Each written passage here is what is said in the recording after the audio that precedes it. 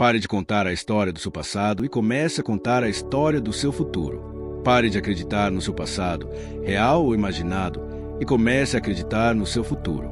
Pare de romantizar o passado e vamos começar a romantizar o futuro. Então, o processo de desaprender. Você sabe que 95% do que somos é um conjunto de comportamentos memorizados, respostas emocionais automáticas, hábitos inconscientes, atitudes rígidas, crenças e percepções programadas como um software. Se estamos em um programa, então estamos inconscientes. E, para mudarmos, precisamos nos tornar conscientes dos nossos pensamentos inconscientes, da história e da narrativa que contamos, dessas memórias.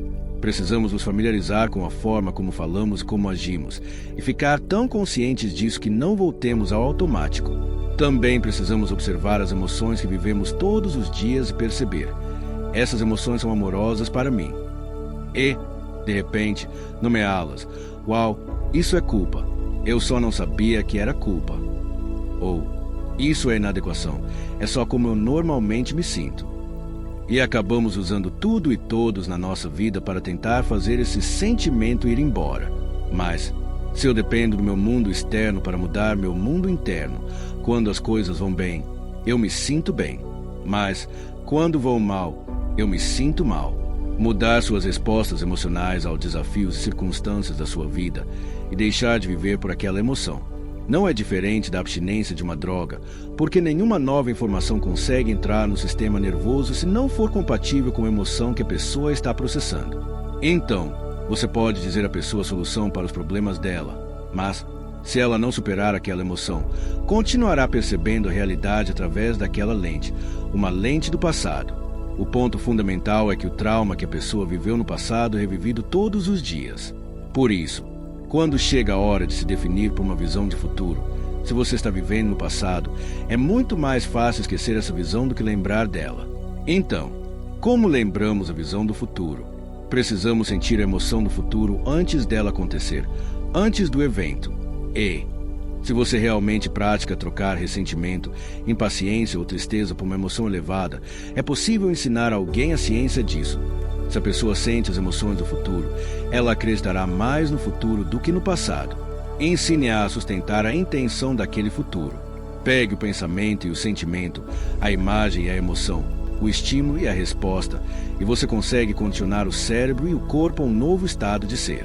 Qual é a importância disso? De alguma forma, a doença estava lá e agora não está mais. De alguma forma, a vida da pessoa não mudava porque ela não mudava. No momento em que ela começa a mudar a forma como pensa, age e sente, de repente, a vida começa a mudar. E qual é a importância disso? Se você está fazendo trabalho e vê sua vida mudar, você vai querer fazer mais. E então você se torna um trabalho em progresso. Você passa a procurar seus próprios pontos cegos. Não se trata mais da cura em si. Você deixa de perguntar por que eu não estou curando e passa a perguntar o que eu preciso mudar em mim para curar. A partir daí, tudo se torna muito prático.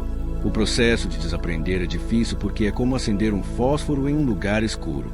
E, se você está consciente, significa que não está mais inconsciente.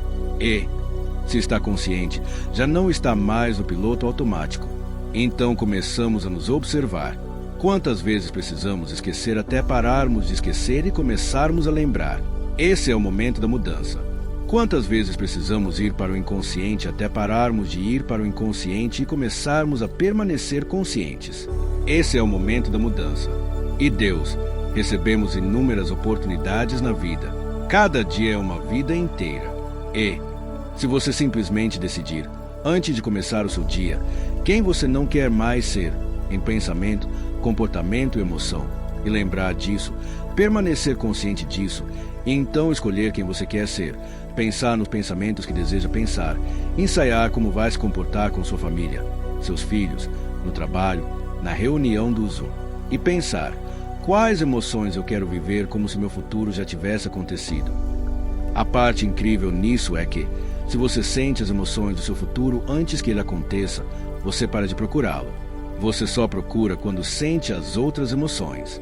Quando você sente o futuro antes dele acontecer, de alguma forma, sincronicidades, coincidências e oportunidades começam a aparecer na sua vida.